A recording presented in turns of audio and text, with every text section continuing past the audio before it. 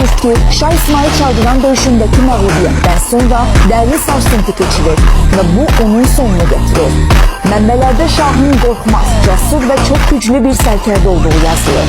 Osmanlı Sultanı Yavuz Səlim məktublarında Şahı əsəbləşdirmək üçün onun qorxaq olduğuna eyham vuruldu. Halbuki döyüşdən əvvəl Şah İsmail Sultan Səlimə "Gəl ikimiz vuruşaq, başqalarının qanı tökülməsin" deyir. Sultan Səlim isə bu təklifdən qorxaraq geri çəkilir və bir təpə başından döyüşü izləyir. Şah İsmail meydana atılaraq qısa zaman ərzində Osmanlının ən güclü sərkərdələri ilə tək-tək döyüşür və onları məğlub edir. Şah İsmail'in öldürdüğü Osmanlı sərkərdələrindən biri də Malkoçoğlu'dur.